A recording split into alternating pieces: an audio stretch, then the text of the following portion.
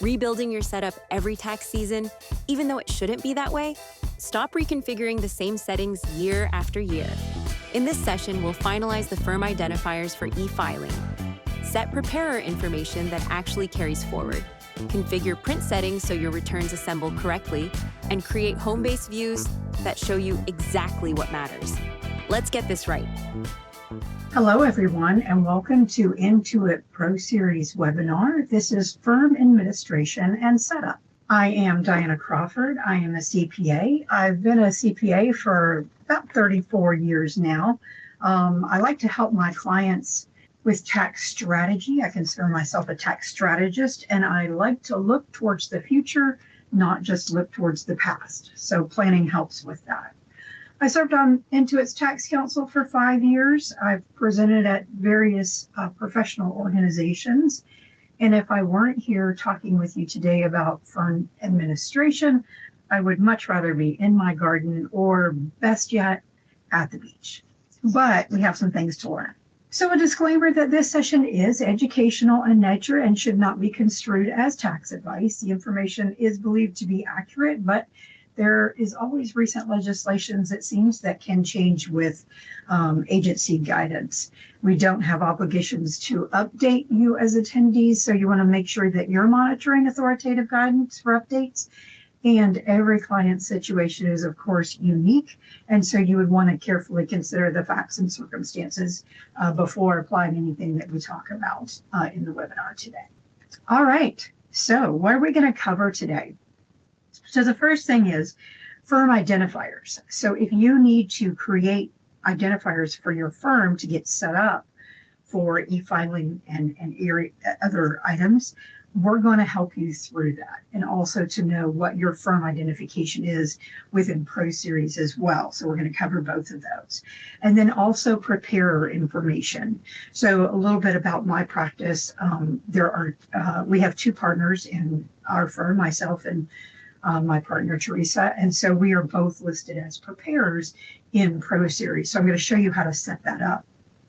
Now, we have also acquired a couple of firms, and I always like to know when I see a return where that firm came from, so I can show you how to set up your preparers to know potentially where those clients came from, or keep track of it. Also, I'm going to teach you how to manage and invite users. So if you do have other individuals who are working in your practice or assisting you, and they're doing some of the input, how you can invite them so that they have access to your software as well. And then also print settings. I hate to waste time. I hate to waste paper, toner, and whatnot. So we're going to help you get your printer settings set exactly like you would like them, so that you don't have to worry about throwing away paper, and also putting them in the right order, because to me that's very important too. We're going to talk to you about client letters, and we're going to talk about billing, and then how to do a HomeBase view so that you customize the way your HomeBase looks. So I'm going to go ahead and move on, and we're going to get into our first subject. So that is firm identifiers. So let's talk about what all these acronyms are. So one of the acronyms is your customer account number, and I'm going to jump into ProSeries in just a minute so that I can show you what some of this information is. And you'll see where you can go in ProSeries to get your customer account number if you don't know where that is. Now, of course, your employee identification number, your EIN number, that's the number for your firm. So you would have gotten the EIN number when you applied to the IRS. It's on a CP 575 letter, but when you applied through an SS4, either online or on paper, and got your identification number for your firm. If you're doing taxes, you certainly know what this is. And then your PTIN number, your practitioner tax identification number. So you would have applied to the IRS. It's a number that you update periodically with the IRS, and it's your personal taxpayer tax identification number. And then your ERO PIN. So if you're an electronic filer, you must have made an application and for the ERO PIN. So I'm going to talk to you about that and where to go on the IRS website if you're still looking for that information or to get that information. So I'm going to show you this here, and then I'll jump into the product and show you. But you're going to go to the Tools menu. You can be inside or outside an individual file. In fact, I'll stop my screen share of your slides, and we're going to go into ProSeries itself. And let me show you up here under Tools, and I go here a lot. So when I say Tools Options, this is what I'm talking about. Go to Tools and go to Options down here at the bottom. And right here is where you can click and get your customer account number. Not going to click in there and show you, because then that gives you my customer account number. Not that it would do you any good, but that's where you go find your ProSeries customer account number. Over the years, you may have gotten more than one account number for various reasons. I know I have a couple. I don't use one primarily, but it's the main one that's in my ProSeries. So that is your customer account number. And that's how you go to find it. I'm going to stop here and go back into the slides just so that I can keep up with where we are. So now we're going to talk about other firm identifiers. So I'm going to show this information on the screen here so that you can see what it is that we're talking about. So when we click on that customer identification number in ProSeries, this box in the middle of the screen is what comes up, and it says customer number, and it gives you your customer number there and the zip code. That's typically the two pieces of information that you need to see to be able to get information about ProSeries. And then in the upper right, you're going to see what camps.intuit.com will show you about your access into ProSeries.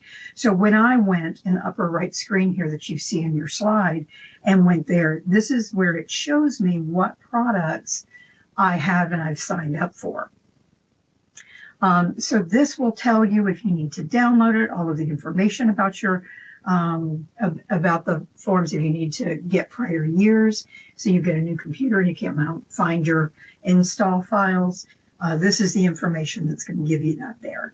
Also, if you need to make changes to addresses, logging into camps.intuit.com is where you'll, of course, go and log in and be able to do some information like that. And then also the information here is what populates into ProSeries. So as you can see on the right lower corner of the screen, this is my firm's information. So our legal address, names, and then information about the different people that we have signed up or included in our program as preparers. And so each of us have in that bottom a section. Now, so the information at the top is the firm, and you notice that's grayed out. If you need to change that, that's where you need to go into camps, which is what's at the top of the screen there. The second section, which is just normal color with the yellow tabs in it, that has our employer EIN, you know what that is, our telephone numbers, our firm email, if someone wants to send an email just to someone in the firm, not a specific person, and then who our ERO contact is, and our CAF number is there as well, or our customer account number. Then below that, we have each preparer. So in the very first box where you see the preparer and it says DAC, my initials, that's how we have it set up. So on each individual return that we go to, I will put in my code for the returns that I'm preparing, DAC. My partner puts her initials on her returns. And so that way it populates my name and all of my information at the bottom of my returns, and her name and her information at the bottom of her returns. Now, like I said, I like to be able to, just something that I do, know where a client was referred from because we've acquired several firms. So I have also some set up that are just like 1, 2, 3, 4 for preparers. And I have my signature a little bit different. So I know if it's that signature, then those clients will refer to me by X, Marion, very related. We share the same birthday. So that's the information about your firm there that you see within ProSeries, plus if you want to go to camps. And so here's more of the detailed information there. These are the items that you want to go put in. Now, when you have your electronic filing number, that's going to be in the far right red arrow, that's the number that you need to put in there. So that's your EFIN number there. And you're going to have your tax ID number. You want to put your PAV number on the bottom so that if you're doing powers of attorney, all of this information is going to populate on there. So if you're preparing powers of attorneys and you have to go in and type your CAF number in every time, it's because you didn't put it in this box here. So if you'll go back and put that in your box, then it's populated when you go to create those POAs at a later point in time. Now, let me tell you about the EFIN registration. So on the next screen, this is when you log into Intuit and you have your Intuit customer account number and you have your EFIN. There's one EFIN allowed per customer account number. If you do have a DBA, then it must also appear on your EFIN application, and it's used as the firm and the name address in ProSeries. So you want to make sure that you have all of that up to date. If you do move, you will have to update the address with the IRS, of course, in your EFIN registration, and then also here in ProSeries as well. So what if you need an EFIN number? Well, here's the steps for that. So the first thing that you're going to do is go to so this is why you want to make sure you've downloaded these documents in case you ever need to know this in the future. I have always said that I will never, ever move my practice, and I came close to moving this year. It didn't work out with the building that I wanted, some structural issues, but if you needed to make a change, this is where you go to change it. So here's the step-by-steps. So irs.gov, you can see on the top back screen here, go to Tax Pros. You're going to log into your e-services account. We all do that to check on POAs for clients. Then your e-file provider services, and then you're going to go to the e-file application. And so if you don't, have to make any changes to this, then that's going to basically be where you get to. So on our next slide, here's a little bit more details on the accounts. So you're going to sign in or create your new account. So this is if you already have the ID.me verification, that takes you in really quickly. Then you select your organization if it's already there, or you add one if it's not there. So if this is the first time you're in there doing this, you would go into your individual and you would say add. I already have one, so that's down at the bottom. I could go into there, and maybe I need to add a filing type. And if I did, then I would go into the company, the organization section, and make updates. So once you've made your application and your EFIN is approved, then it will look like the bottom screen there. So this has our company's name, when it was last updated, what our application date was way back in 2004 when we started our firm, the tracking number, what we've applied for, and the information. So if you're not sure what your EFIN number is, you just don't remember it, this is where you go, click on that, go into all the detail there, and that will tell you what it is. It'll look something like this screen right here. So you want to complete this application, you want to submit it. It says that it can take 45 days or more, and that does certainly depend on what time of the year that you are applying. I had made an additional request not too long ago, and it was done within a week, but that could be very outside of the norm or just normal for this time of the year. I'm not sure, but make sure you're allowing at least 45 days prior to when you want to start e-filing any kind of returns to get this information. Now, if you are not a CPA, EA, or enrolled agent, then you must also submit fingerprints. So make sure that you have those done so that you can make that submission to be able to get your number. All right, so let's talk about the preparer information. I made this bigger. So see where the white square is on your box on the right there. So that's where you can change this to have it be, say, a different number. So you can number these, you can give them initials, you can make it really be whatever it is so that it's important to you. So for one of the preparers that I took over, I still have his initials in there, but my information populates on his return. My partner and I split up some of our acquisitions.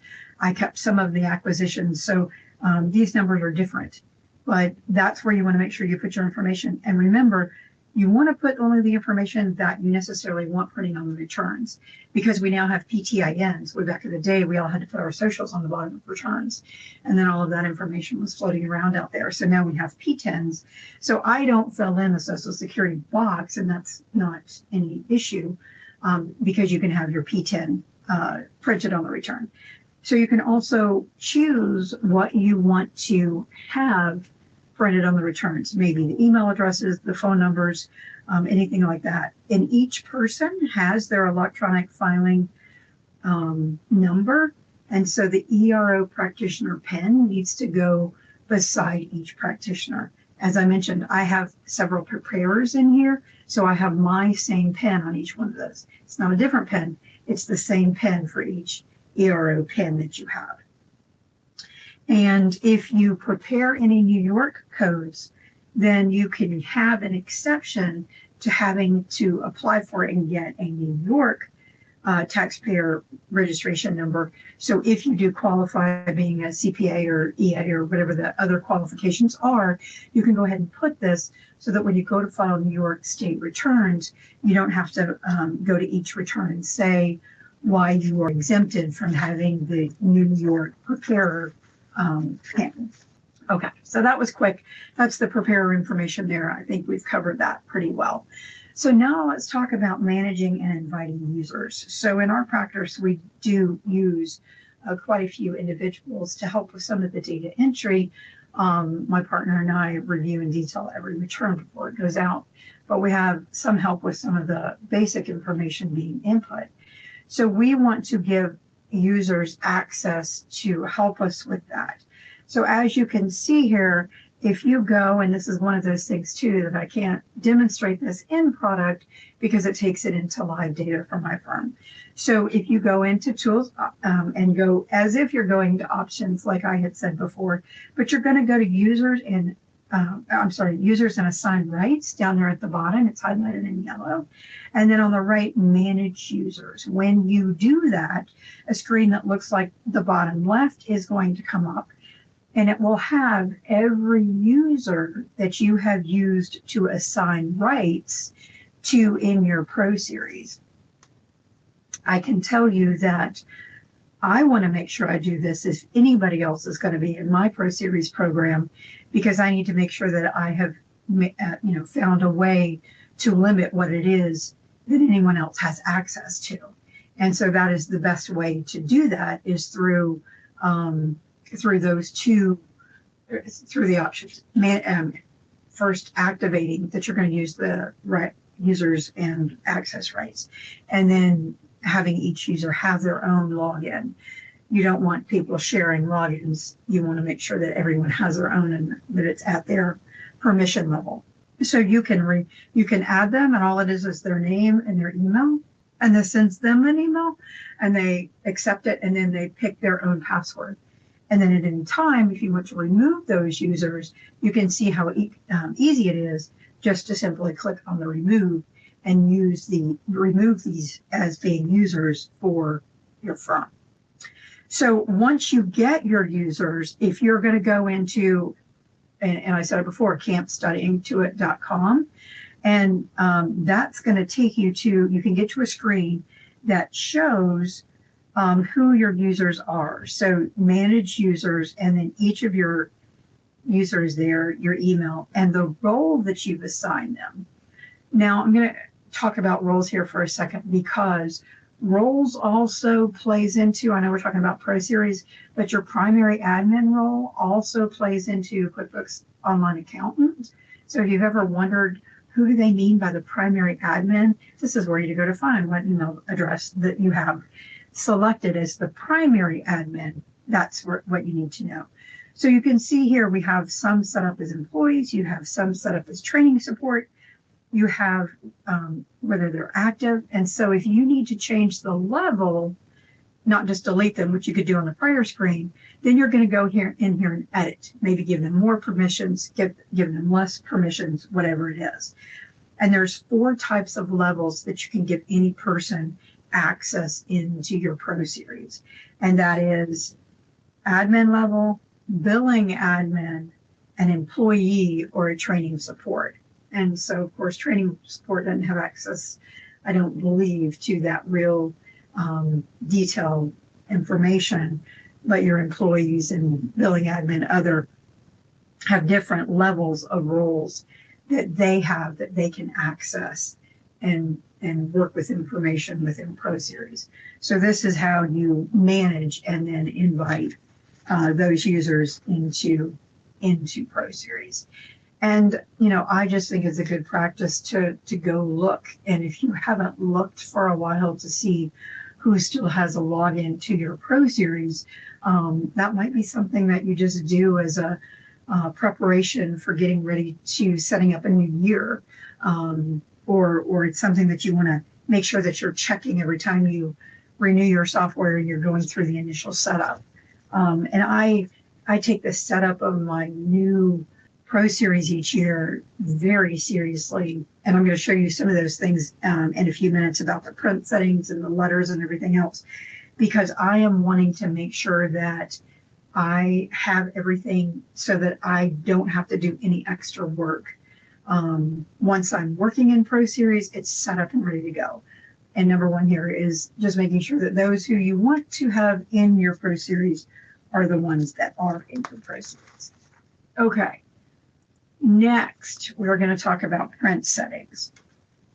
So this is one of my, believe it or not, this is one of my favorite things to talk about, because I have specific things that I like to see when I'm printing returns. And we've given a lot of thought to how our returns print. In my old days as an auditor, you used to do thousands, hundreds or thousands of hours of work on an audit report, and it all comes down to giving them just that report.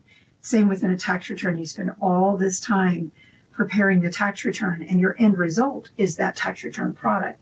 So to me, I want to make sure that we're giving the best potential product to our clients. So I'm going to jump into product here so that I can demonstrate this.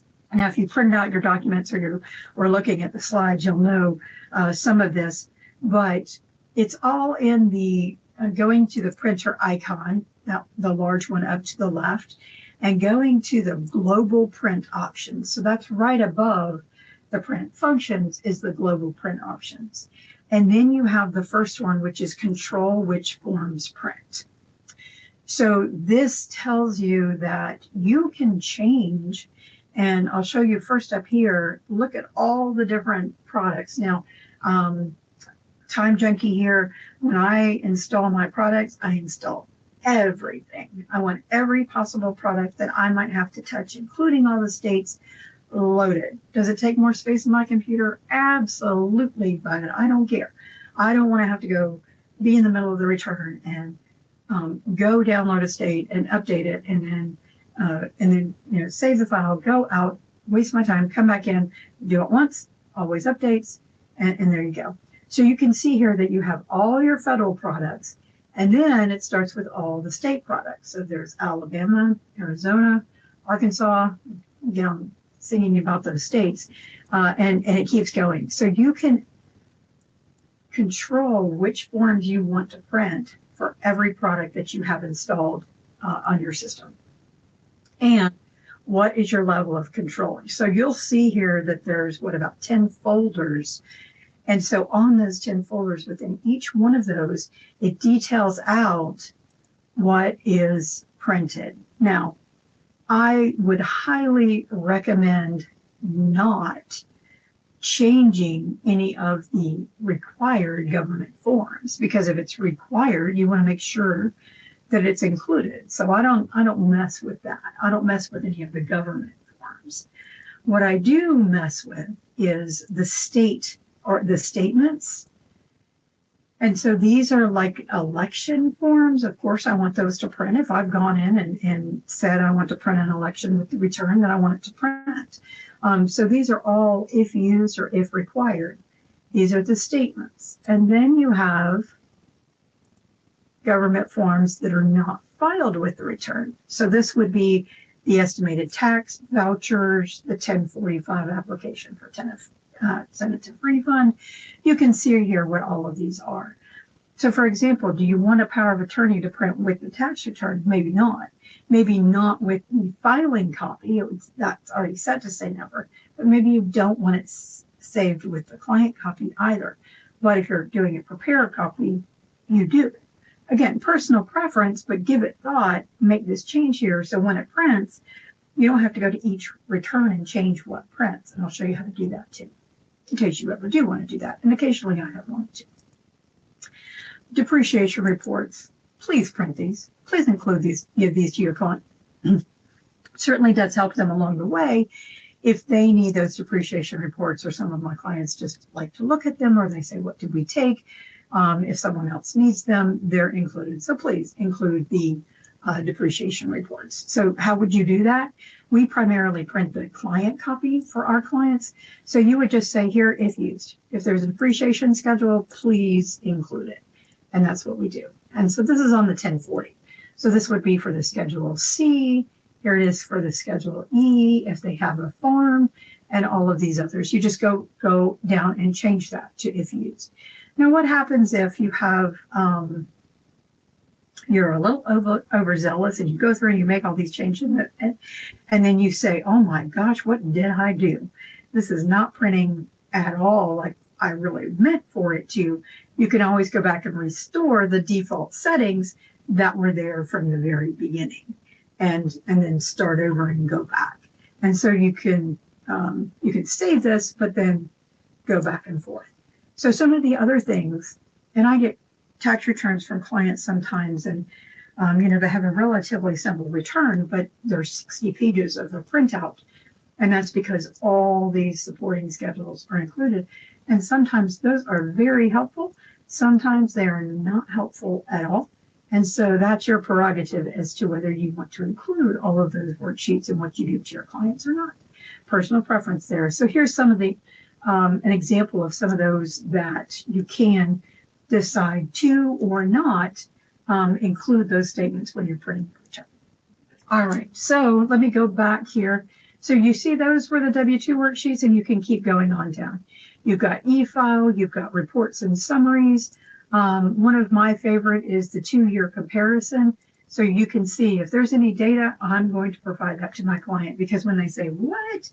This year was exactly the same as last year, I can really quickly point to that. I know it's already in their return and say, well, actually you made $40,000 more and had $2,000 less withheld. That's where your difference comes from. So this is, again, that was just on the 1040. You could also go do this on, say, your 1120S, and the same thing. Then you can go into your depreciation reports, and you can include these. Like ours says, if there's any data, please print them and include them, so that the clients have these when we provide them with the return. And there's other, like the basis reports. I'm going to go ahead and change that, because I would always want the basis reports to go to our clients. We might do their business return, but not necessarily do their individual tax return. And so this just helps me save time, helps save my staff's time. No one has to follow up and ask for this, just give them everything they need. I firmly believe that. And you can gauge that based on what your ideals are for your clients. So then the next thing is, so that was control which forms print, okay? The next thing I want to talk about is changing the order of where things print. So that's the second item here. Yes, I'm going to say that. And so I'll give you for example, and this may or may not be a real life situation. I'm telling myself here. If you wanted to, let's say, not have the estimated tax vouchers be the first thing that prints in a tax return, as it is with our example 2024 tax return, it says here, you could take those vouchers and say, I don't know, move them to the end of the return. So it's not the first thing that clients see. So they're like, oh, great, I get to pay my taxes in 4 installments. And you've had those conversations with your clients, I'm sure. So you could move these. You could move these to print later on in the return. you could also tell in your forms to have the ES worksheet print and then have each of the vouchers print. Just an idea. So you take this and you say move it down. So as you can see, that's moving down, and I can just keep it going until I'm all the way at the end of the return. And that would, and you even have a move to the bottom. So that's what I think about some of those estimated tax vouchers. I just want it to print that way. Doesn't mean I'm taking it out. It's just where I want it to print. And if you assemble returns and give your clients paper copies, then know that these would all print at the end, and very easily you could pull them off, put them however separately you do to give your clients. And it would make, to me, it makes assembling a tax return if you're doing paper copies easier. We still do a few for some of our select clients that really want them. Some people don't do any, and that's fine too. But it does also affect how the printed copy, if you're putting it to a management, like a portal service, how it prints. Slip sheets, we don't use much anymore. That's for stuffing in the envelopes. And remember, you can change this on the filing copy, on the client copy, and on the preparer copy. So this is a lot of work, but it's very important to me at the beginning of the year that I go put this exactly how I want to see it and how I want my clients to be, how I want it presented to my clients, whether in paper form or, most importantly, in electronic form. So what they see first. All right, so that's about what forms print. All right, and then also we're going to say, here's our general printing. So if you have one of those printers that prints from the bottom up, you can reverse print order. That's the first one. If you always want page 2 of a document to print, so like 1040, that's page 1 to page 2. If you want that to always print, you can click yes. If you want the paid preparer ID only printed on a filing copy, not on a client copy, you have that as an option. You can also display your print log. You notice that mine's turned off. So I have a printer right beside me. If I'm printing something, it prints right there. I'm not going to a communal printer and having to find my print. So I don't need a display log to tell me, hey, that just printed. I know. I don't want to have to go click and say thank you. So I unclick this and it prints, and I'm appreciative of that when it's on my printer. Then also, though, if there's an error when printing, I want that. I just don't want to log every single time the print is successful. Print copy using desktop fonts. I have this turned off. Personally, I think this one and the next one about using darker fonts slows down your printing, and the forms don't print well for the printer that I use. But that's a personal preference. One day go click those boxes, see how it looks, and maybe you'll decide that you want to use those. That's your choice.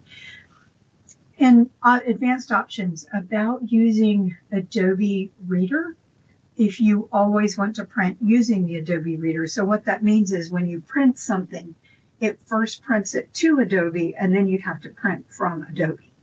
Some people like that because it means that you print it there. Oh, that wasn't what I meant to print. Cancel that. Let me go back and print again.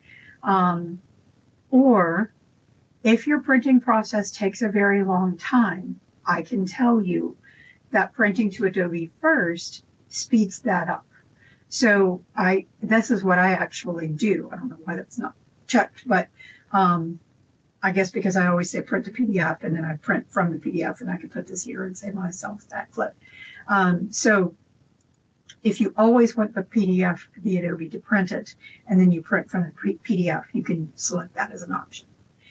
And then, of course, there's the graphics and the images. I don't click these because it works the way it does for me. So that's how I leave that.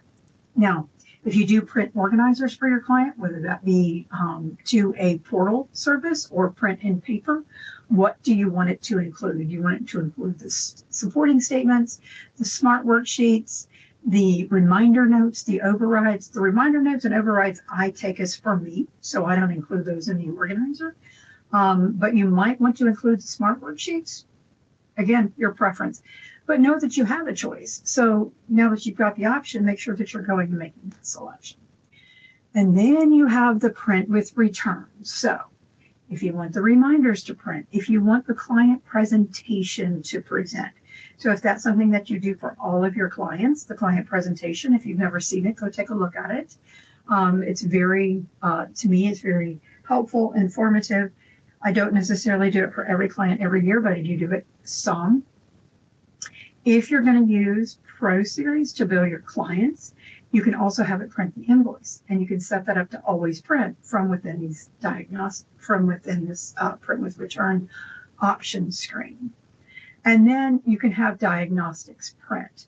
So if there's overrides, and I loathe overrides, because I'm always worried, concerned that if I'm overriding something, there's a ripple effect that might not have something be calculated the correct way. So I'm not a fan of overrides. But if there are any, I certainly want to know it, and make sure that I've made the conscious decision that that's what I want to do. Okay, then let's talk about the client letters, because we're going to go into that in a little more detail once we're done talking about all the printer setup. And that is, look at all the different letters that you can have that are going to be going to, that you can have set up to print automatically with each of your returns. You can have the standard client letter, the engagement letter, and look here, remember, you've always got all of these different things. So if you go down to your organizer, remember that you can print an engagement letter. You can do a specific client engagement letter. You can do a standard client letter. So for each one of these, let's say your 1120S, and the recipient letter for the K1s, you can have those print too. Privacy statements. So all of these, you get to first go in and format, cover that in a minute, and then go select what you want to have printed with the returns that you're doing. So, when I talk about being a time junkie, boy, this takes some time to set up. But after that, it just works, and you don't have to keep going back and making changes. And remember, you will have to go to each one of those. So these are all the products that I have. I have the full ProSeries Network version, and that gets you into each one of these. Okay. So then the last one is just your basic printer setup. So where are you printing to? Do you always want to password protect your returns? And, there's a standard convention for what that password is. I don't overwrite my existing files, so I keep what I had there before and then put a new one there. And then just a thought, I'll say, if you generally print to PDF, we have a shared network drive, but I print mine to a different location so that if I ever need to go back and see, well, what return did I print for a client? I've got a separate location that it goes to, but it also does go right to our document management client portal system as well. So if you use that, here's where you go to set that up so that when your client, you're saying print to the document managed system, this is set up and it's ready to go. And boy, we certainly do love that. Okay, so that was print sharing. So in all the different ways that you can change those printer settings, and know that those are all over the place. All right, we've covered all of those. So now we're going to talk about the client letters, and then we're also going to talk about billing. So first, let's talk about the client letters. So to get into the client letters, so again, tools, and then you've got letters. So that's right here. And so we're going to manage our standard letters. So where we just were saying print the standard letters, we're going to go in and manage that standard letter. So we're going to go in to edit it. Now, very important, I had a very helpful employee one year go in and make all these very nice changes to our standard client letter. Unfortunately, all the information that we needed and wanted to print on our standard client letter wasn't there. And we couldn't figure out how to put it back there once it had been removed. So if you make a lot of changes and it doesn't work out the way you want it to, restore. it works really well. So otherwise, we're going to go into this edit client letter, and it's going to bring up this vast screen. Now we use our letterhead in ours, so we have that already there. But what I want to do is close this and bring up as in the detail about the letter codes. So once you are in here and you're making changes to your letter, what you need to know the most about are these letter codes. So you'll see that there's federal codes, and then there's the state codes. There's paragraphs and there's salutations. So you can see here how there's like a balance due paragraph. But when you get back into the federal codes, you can see here that these are each of the individual line items. So you can see here that each one of these is one of these codes over here on this side. And you know, this goes on for pages. And so you'll get familiar with what these are. If you are looking for something, then of course this is what you normally are going to do. You're going to pull up the letter and say, oh, I don't want that. I want something that does something different, and go get your codes and then add those into the letter. You can also move these paragraphs around if you want them different. And then once you have your state letter here, then you begin your state text. You can see right here in the middle of this letter that we have pulled up. And then you're going to go over to your state codes. And so keep in mind, I told you I have every state included. So you can minimize Alabama, and I am in Georgia if you haven't picked that up from my accent yet. And so I can close all these till I get down to my Georgia codes.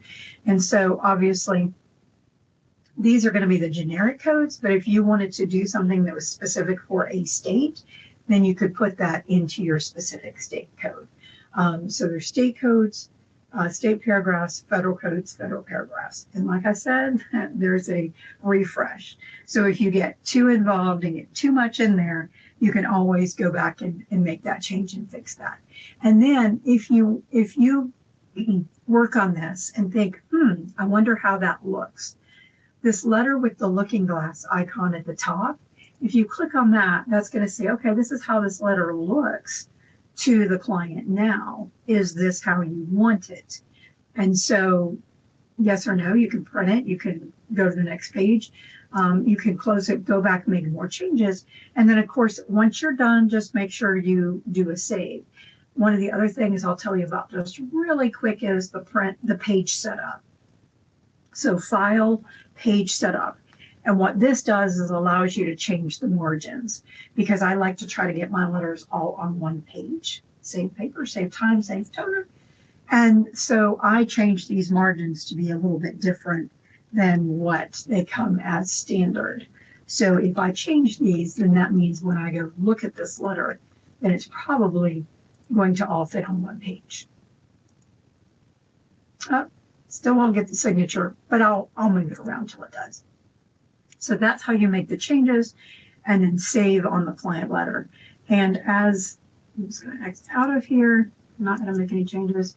As I mentioned, you've got every letter. So you've got client letter, you've got the amended letter, you've got a K1 letter. So then you would want to be in either the 1120 ounce or the 1065 to make changes to those letters as well. All right, so next we're going to talk about billing. So you can bill from right within ProSeries. And I know a lot of practitioners who do this. So again, we're going to go to Tools and Billing, and then you're going to set up your billing options. So also, just so you know, I did a project a couple of years ago where I wanted to know how many of because we bill outside of ProSeries, but how many of my clients were more simple clients and how many were more sophisticated, detailed tax returns. So I set up billing rates for the different forms and let an invoice generate but not print to the client. And it told me but based on how I scored it, told me the complexity of clients. Just an idea. So if you want to put in a flat description and rate for your tax preparations, you can put that here. If you have a Georgia return here, you can also do hourly rates, and there is a timer that you can use. So however you want to bill, you could do this so that all of your billing is within ProSeries. And this is under Tools Option Global Billings, where you set all of this up. So I had said, let me do a per form charge. So if the client had the form in their return, then there would be a charge per form. And then you go and put what those charges are. Discounts, sales tax if you have to do it, and then a standard paragraph. So that's how you set all this up. And as I mentioned, there's also the billing clock. So see, it's Control B or right here, and it pops up this box and it tells you how long you've been in this client. So do make sure that you are turning this off and on when you're in this particular client, but there you have a billing clock that'll just keep running. Okay, and then you would also put in your rates per form, and that's going to be also just in this billing. You go to billing here, and you're going to set up the rates per form. That's where you go to do that right there. Okay, so there's your setup. You save it, and there you go. Billing all done for you. Okay, now we're going to go to our last topic. Let me get you caught up on our slides with where we are. Now we're going to talk about the HomeBase view. So, as you can see, I have a bunch of HomeBase views that I have added to my ProSeries. So I want to know my 1040 clients that owe. I want to owe, but it's in a review status. So this is when I get close to doing the extensions at the beginning of the year. There was some project I was doing where I wanted to know the individuals and what their street addresses were. I wanted to know the organizers. I wanted to know, I can't remember what the last one was. So I went and did HomeBase views setup so that I had exactly what I wanted to see in my HomeBase view. So how do you do that? Well, first of all, you go into the HomeBase and you change the view. So you go to Add, Edit, Custom Views. So once you're in HomeBase, that's going to be the key to making sure that you can add and edit your HomeBase views. And so once you do that, you can pick all of the different things that you want to add. So if we go to the next slide, we can see here are some of the things that you can say. So on the right-hand side, I want everyone who owes. So I'm going to go down and pick what fields I want on this HomeBase. So this one only had about 12 different fields, and I select what that is. Then when I go and couple this HomeBase view with a query, I have a very specific small population of clients that I want to see. And if you want to, you can throw that out to Excel. Warnings, it does include private information if you have that. But, this helps me, like I said, monitor my extensions or monitor clients that I still need something for or for whatever reason. And so these HomeBase views also carry forward to the next year's program. So once I have all of these set up, I don't have to worry about, constantly going back and setting them up. You select the fields that you want on that view. And as I showed you on this slide, you can have all these different views under each of the different types of products or types of returns. So under the individuals, under the 1065s, under the S corporations. So, set it up and make sure that you use it however it is that you want to see that information. And if you want to change that HomeBase, right in the upper left corner is the gear icon. That gear icon is what will get you to the place where you can make changes to those HomeBase views. And once you make the changes, you just save it right here. And that saves your HomeBase view. It's there. It's wonderful. And to me, it saves time, which is what I'm always looking for. And so we covered all the firm identifiers, even told you how to go register and showed you the IRS screenshot. So hopefully that was really helpful for you if you're just getting set up and getting started. how you can manage your users, check them, make sure that who's a user is who you want it to be, and then also then saving time, paper toner, getting your printer settings and your client letters set up exactly like you want them to. And then 2, your home-based views. So you don't spend a lot of time looking for clients. I have, a few thousand clients. And so getting those home-based views exactly like I want them to. Some are mine, some are my partners. We can, separate that through that home-based view. Really, really helps save time and makes things more accurate for us. So hopefully we met all of your objectives today for what we set out to recover. If you are looking for more training and resources, I'll point you to our education center. So there are more live webinars, and there's also recorded webinars if you just want some information. Intuit has virtual conferences, self-paced modules, important articles. I'll also mention too, if you don't know it, in the upper right-hand corner of ProSeries, there's videos. That's great content as well to give you more training in ProSeries. There's also your Tax Pro Center. So you can take a look at there. If you downloaded the documents, you'll have the URLs just to be able to click and go right into those. You also have your support and community. So you've got your Intuit accountant support. I'm occasionally in there looking for information and also providing information. And you can explore the community. Maybe you find answers to questions that you didn't even know that you had. So just wanted to say thank you very much for attending today. Really do appreciate you taking your valuable time to spend it with us today, and hoping that you learned something new. Thank you so much. That's it. You've got the configuration down. Now your team can work from settings that persist, avoid reprinting wasted pages, and locate clients without searching through endless lists. Want to keep this momentum going? Start by applying these settings to your own firm account, then walk your team through the views and configurations they'll use every day. Head to accountants.intuit.com/training for more webinars and articles on firm setup and workflow optimization. Keep building this expertise where it matters most.